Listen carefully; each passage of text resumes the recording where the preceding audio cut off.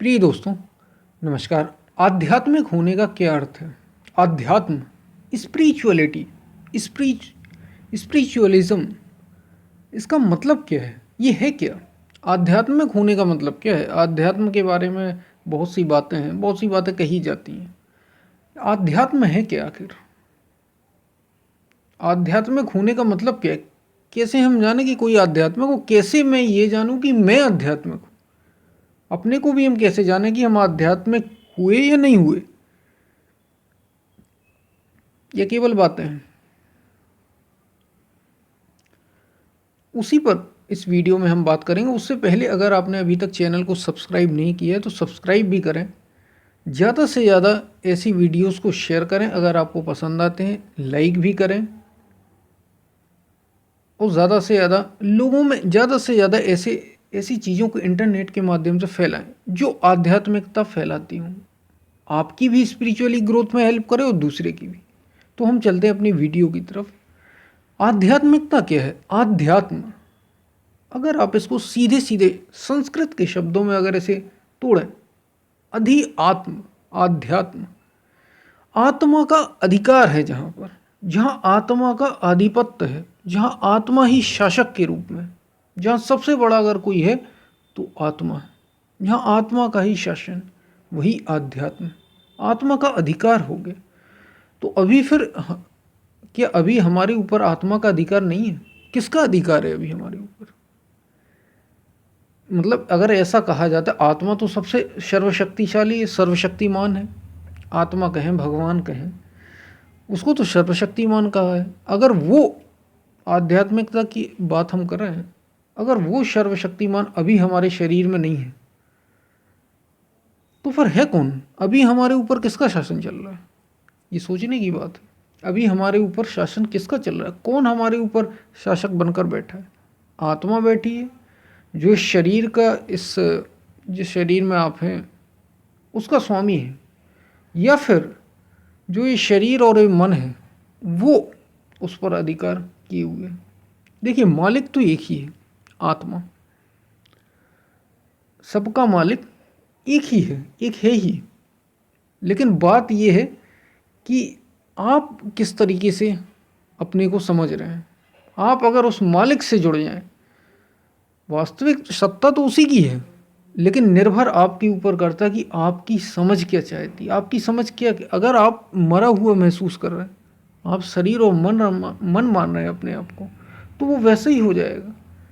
आपकी समझ जैसी है आप वैसे ही हो जाएंगे। कहा जाता है ना, आप जैसा सोचेंगे आप वैसा ही हो जाएंगे। बस ऐसे ही हमारे साथ है। हमारे साथ अभी ऐसा चल ही रहा है। जो अपने आप को शरीर और मन कि मैं शरीर हूँ, मैं मन हूँ, ऐसा माने बैठे हैं, उन पर आत्मा का अधिकार नहीं है। आत्मा तो उनके साथ भी है, परमात्मा उनके साथ भी है, भगवान उनके साथ भी है, लेकिन माया का अधिकार है उस समय, जब तक आप अपने आप को शरीर और मन माने बैठे हैं, जिसको हमने माया कह दिया, एक दूसरा शब्द ले आए। क्योंकि आत्मा का अधिकार नहीं, आपके ऊपर अभी शरीर और मन, जैसा मन चाहता है उसी तरफ हम हो जाते हैं। जैसा आपके मन में आ जाता है, संस्कारों से, आपके कर्मों से, बस उसी का रिवीजन हम कर रहे हैं। जो याददाश्त में आ गए, जो आपकी मेमोरी में आ गए, बस वही आप वैसा ही आप कर लेते हैं, उसे ही अच्छा मान लेते हैं, उसे ही बुरा मान लेते हैं, और उसी में एक ही जन्म नहीं, कई सारे जन्म उसी में बीते जा रहे हैं। और आध्यात्मिक होने से मतलब क्या है? आप आध्यात्मिक तब होंगे जब अपनी नश्वर प्रकृति आपको याद रहेगी। नश्वर प्रकृति याद रहने का मतलब क्या? कि आप नश्वर हैं। नश्वर यानी नष्ट हो जाने वाला, बिल्कुल नहीं। अपनी नश्वर प्रकृति कहने का मतलब है ये जो शरीर और ये मन है, ये मर जाने वाला है, मिट जाने वाला है। शरीर तो मिटते ही है, सभी के मिटते हैं, मन किसी किसी का मिटता है। क्योंकि मन मरा और माया मरी, वो आत्मा का अधिकार हो जाता है उस पर। वो जान जाता है कि मैं आत्मा हूँ, मैं ये शरीर हूँ ही नहीं, मैं ही अस्तित्व हूँ, ऐसा वो समझ जाता है।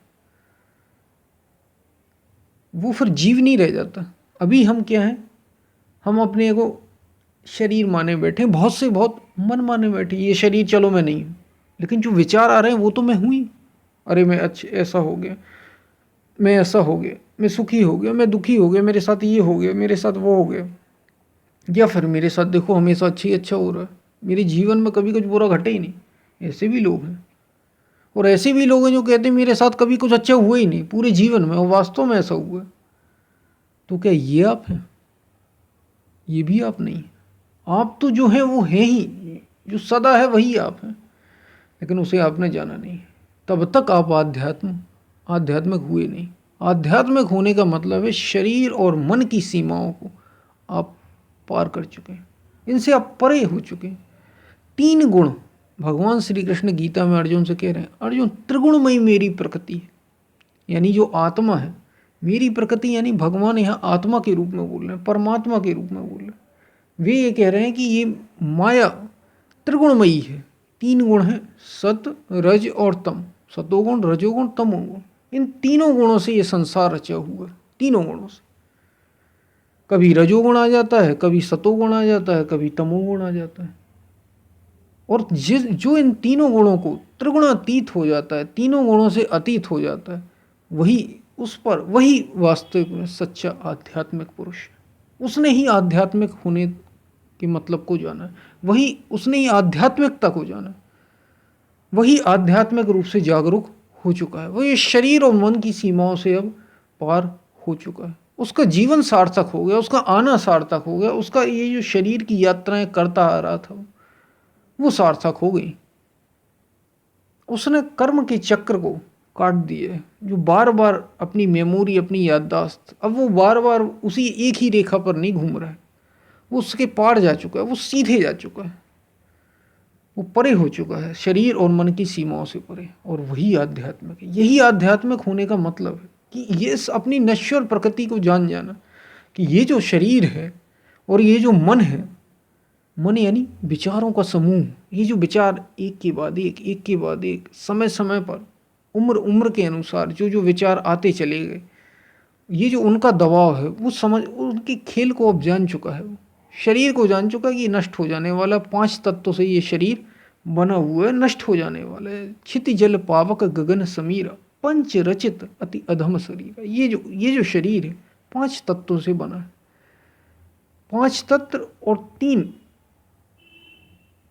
मन बुद्धि और अहंकार, चित्त भी ऐसा बोला जाता है। ऐसी अष्टधा मूल प्रकृति, इनका जो पार पा चुका है वही आध्यात्मिक पुरुष है। ये है आध्यात्मिक होने का मतलब, यानी जिस पर अब आत्मा का अधिकार हो गया, जिस पर अब उस परम तत्व का अधिकार हो गया, उस सत्य का अधिकार हो गया। सत्य का अधिकार तो पहले भी था, लेकिन वो जागरूक नहीं था। बात यह उसके प्रति सजग होने की, अवेयर होने की, उसके प्रति अवेयर नहीं था वो, इसलिए उस समय उसके ऊपर मन और इंद्रियां जो बाहर की ओर, भौतिकता की ओर घूमी हुई थी, अब वो भीतर की ओर मुड़ गया।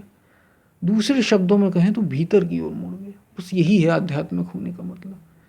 उसी ने अपने आध्यात्मिक होने को जान लिया है, उसी ने वही आध्यात्मिक है जिस पर अब आत्मा का अधिकार हो गया है।